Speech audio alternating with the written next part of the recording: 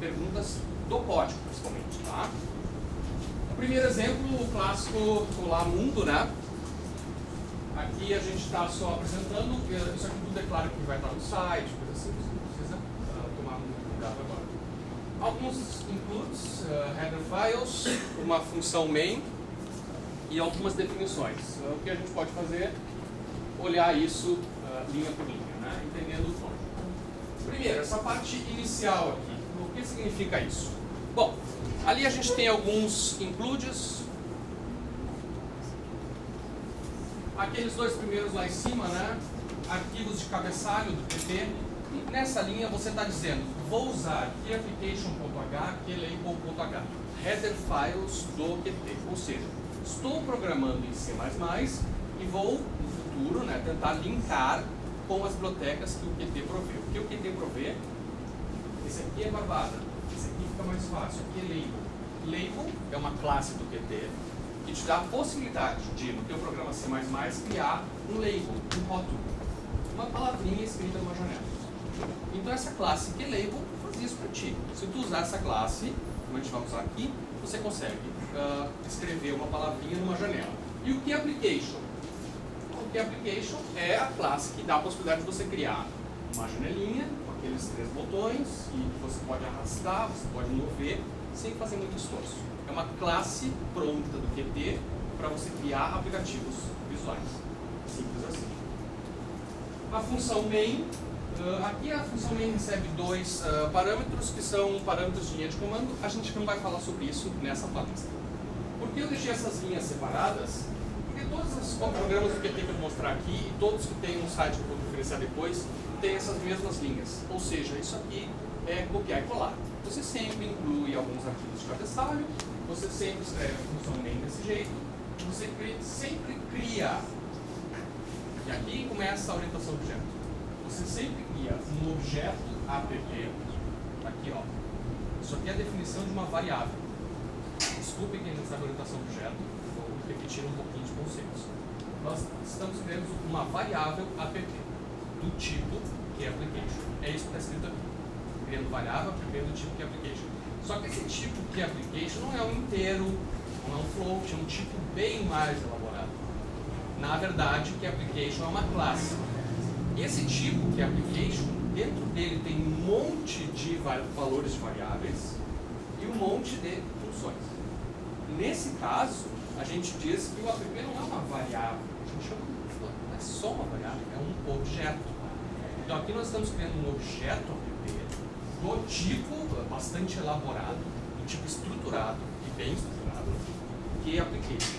Essa é a orientação do objeto. A gente vai orientar o nosso programa a manipular o app. O app não tanto, porque ele é o que menos nos interessa. Como eu falei, isso aqui é um esqueleto de código que vai ser sempre igual. Aí o resto da chamada aqui. Bom, linguagens orientadas a objeto tem um tipo de função especial chamada função construtora. Quando a gente cria um objeto de um certo tipo, automaticamente é chamada uma função que cria esse objeto para nós. O que significa criar um objeto para nós? Prover alguns valores padrão. Coisa que, por exemplo, quem programa em C, PHP, talvez PHP 4, tem um pouco de dificuldade, porque você cria lá uma variável, ela não tem valor. Em C, principalmente, você cria uma variável, ela não tem um valor default, um valor padrão. Em C++, você tem um mecanismo chamado de função construtora, tal que, quando você cria a variável app, automaticamente é chamada uma função construtora. A função construtora tem o mesmo nome da classe, keyApplication. Então vai ser chamada uma função keyApplication, abre parênteses, fecha parênteses. Vai ser chamada essa função. Quando a gente escreve dessa maneira, a gente está dizendo, olha a função construtora. Além de você ser chamada, pega esses 2 argumentos. Então, a gente está passando argumentos para a função construtora. Mas sempre que você cria um objeto, a função construtora é chamada. Bom, isso é uma facilidade de linguagens orientadas a objeto em geral, não é C++. Qualquer linguagem orientada a objeto vai ter funções construtoras.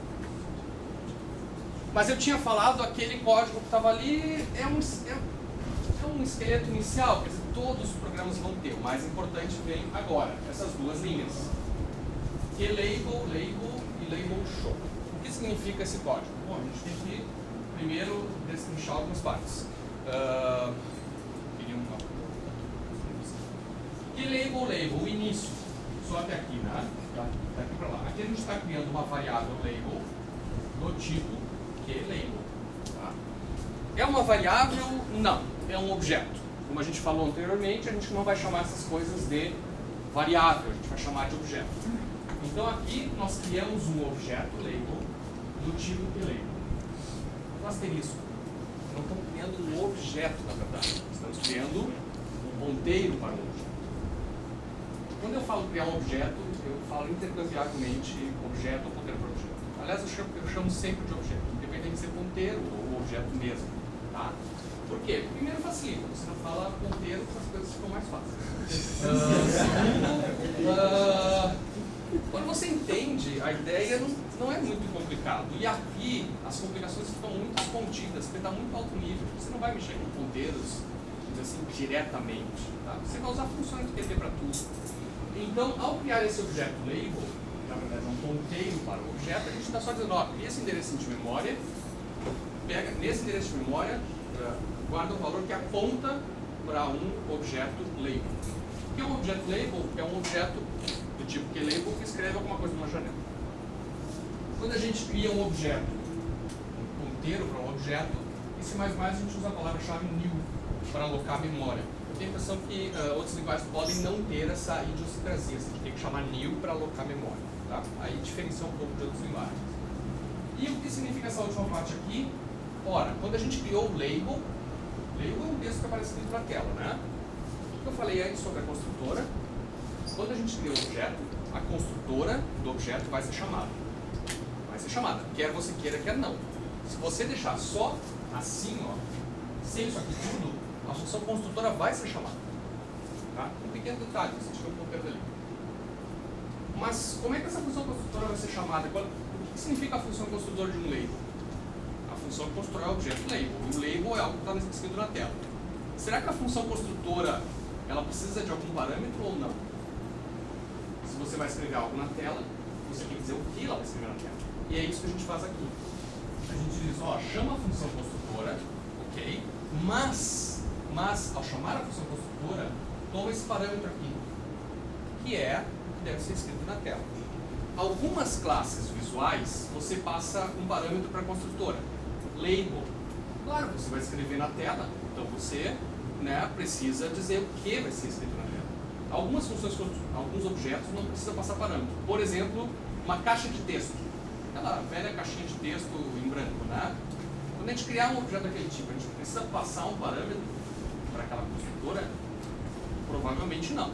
Num programa gráfico, a la Bill Gates, que são aqueles programas gráficos que são iguais sempre, é a filosofia Windows de programação visual, né? Faça sempre igual que o usuário não se confunde. Você pode criar um objeto TextEdit, uma caixinha em branco, que já vem com algo escrito. Obviamente o usuário vai se confundir. Ele não está preparado para pegar uma caixinha de texto com o nome dele já preenchido, né? Ele fica olhando assim, né? E não entende, né? Cara, né? A gente é desenvolvedor, pode falar mal dos usuários, né? Então, quando você cria um TextEdit, você precisa chamar a construtora assim, que TextEdit abre parênteses, algum parâmetro? Não, provavelmente não. Só criando o que TextEdit é suficiente. Ele vai se criar sem nenhum parâmetro específico, tá? Que você precise passar. Mas o que é sim, você chama a construtora e passa a stringzinha, a QString. Você passa uma QString e hello QT. Claro, isso é uma string. Eu só estou avisando que o QT provê uma classe chamada QString, que é para você manipular strings usando as funções do QT. Basicamente isso. E depois mostramos o QWidget no programa. O